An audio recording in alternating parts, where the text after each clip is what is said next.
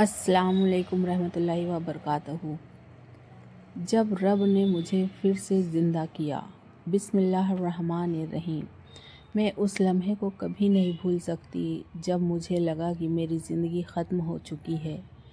میرا نام ثنا ہے، ایک عام سی عورت جو خوش رہنے کی کوشش کرتی تھی، جو سب کے لیے مسکراتی تھی، لیکن خود کے اندر سے دھیرے دھیرے ٹوٹتی جا رہی تھی۔ ہر دن مجھے لگتا تھا کہ میں دوسروں کے لیے جی رہی ہوں، پر خود کے لیے کچھ بھی نہیں بچا۔ زندگی میں جو چاہا وہ کبھی پورا نہ ہوا، کبھی رشتوں کی کسک، کبھی رزق کی کمی، کبھی قسمت کا مذاق، اور سب سے بڑھ کر اپنے اندر کی خاموشی جو ہر رات مجھے رلا دیتی تھی۔ مجھے لگتا تھا کہ اللہ نے میری سننا چھوڑ دیا ہے۔ ہر نماز کے بعد میں ہاتھ اٹھاتی اور کہتی، یا رب آخر کب؟ پر جواب ہمیشہ خاموشی میں کھو جاتا۔ پہلا دور مایوسی کی راتیں۔ جو وقت ایسا تھا جب میں اپنے گھر کی 4 دیواروں میں خود کو قید محسوس کرتی تھی۔ ہر صبح اٹھ کر وہی کام، وہی چہرے، وہی تھکان۔ زندگی میں رنگ نہیں تھے، بس ذمہ داریاں تھیں۔ شوہر کا کاروبار ڈوب چکا تھا، بچے چھوٹے تھے، اور میں خود کی ضرورتوں کو سب سے پیچھے رکھتی تھی۔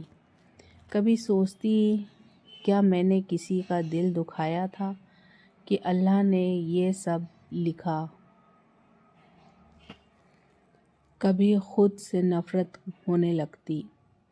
رات کو جب سو جاتے میں سجدے میں گر کر روتی، یا اللہ اگر تو نے مجھ سے ناراضگی کی ہے تو مجھے معاف کر دے، اگر یہ سب میری آزمائش ہے تو مجھے صبر دے۔ لیکن جواب پھر بھی خاموش تھا، اور اس خاموشی میں میں روز تھوڑا سا ٹوٹ جاتی۔ دوسرا دور، امتحان کا وقت۔ ایک دن میرے بیٹے کو تیز بخار ہوا۔ ڈاکٹر نے کہا صرف دعا کرو، باقی علاج ہم کر رہے ہیں۔ وہ لمحہ میری زندگی کا سب سے بھاری امتحان تھا۔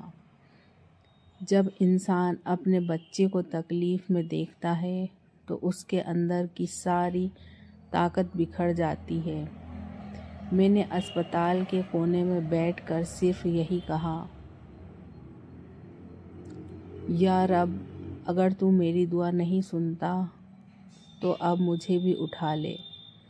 آنکھوں سے آنسو بہہ رہے تھے، دل کانپ رہا تھا۔ اچانک کسی نے میرے کاندھے پر ہاتھ رکھا۔ ایک بزرگ عورت تھی، جھریوں بھرا چہرہ مگر آنکھوں میں عجیب سی روشنی۔ انہوں نے کہا، بیٹی جب اللہ اپنے بندوں کو آزماتا ہے تو وہ اسے توڑنے کے لیے نہیں بلکہ اسے اپنے قریب لانے کے لیے آزماتا ہے۔ میں نے ان کی طرف دیکھا اور کچھ پل کے لیے چپ ہو گئی۔ وہ بات دل میں اتر گئی۔ وہ پہلی بار تھا جب مجھے محسوس ہوا شاید یہ درد بھی ایک رحمت ہے جو مجھے میرے رب سے جوڑ رہا ہے۔ تیسرا دور، توبہ کی رات۔ اس رات میں گھر لوٹی، بچے کی طبیعت تھوڑی سنبھل چکی تھی۔ میں نے وضو کیا اور سجدے میں گری۔ اس بار شکایت نہیں تھی، صرف اقرار تھا۔ یا رب میں مانتی ہوں کہ میں نے صبر کھو دیا تھا،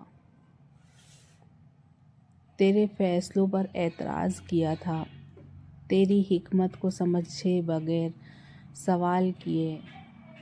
اب میں لوٹتی ہوں تیری طرف، خالی ہاتھ لیکن ٹوٹا ہوا دل لے کر۔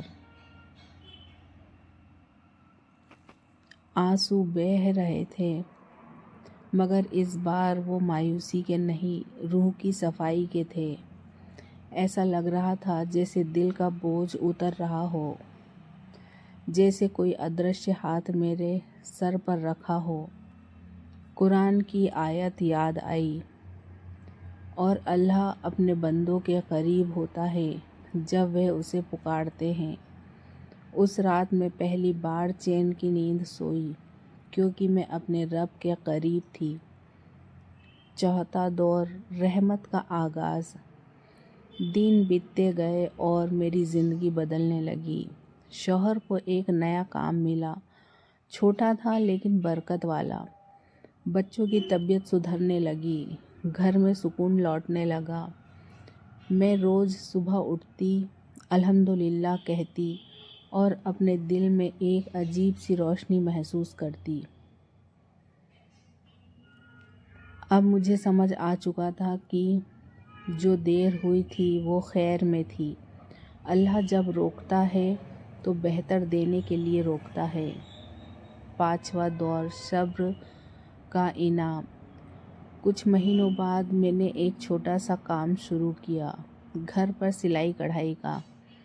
پہلے تو سوچا کون لے گا، پر اللہ نے ایسا راستہ بنایا کہ میرا کام پھیل گیا۔ گھر کی حالت سدھرنے لگی اور لوگوں کی دعائیں ملنے لگی۔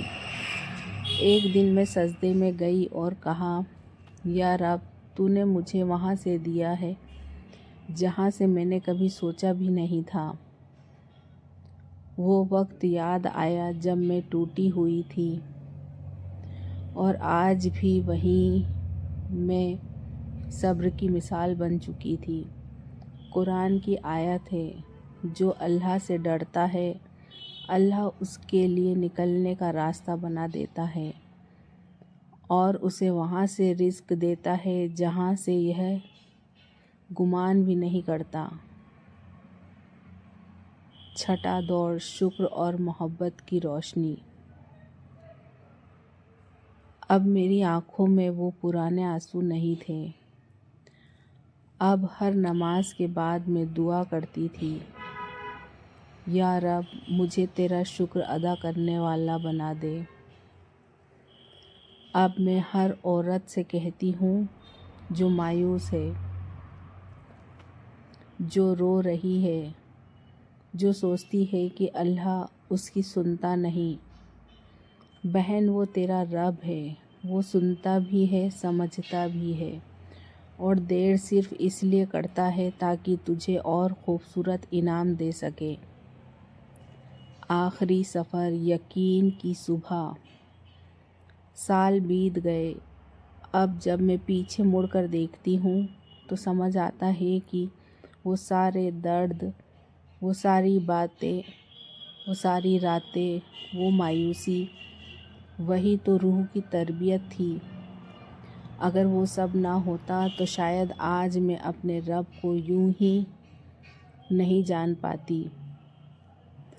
اب جب کبھی کوئی مشکل آتی ہے تو میں مسکرا دیتی ہوں اور کہتی ہوں، میرے رب نے مجھے اس وقت بھی سنبھالا تھا جب میں خود کو بھول چکی تھی، تو اب بھی وہی سنبھالے گا، کیونکہ مایوسی شیطان کا ہتھیار ہے لیکن امید ایک مومن کی پہچان ہے۔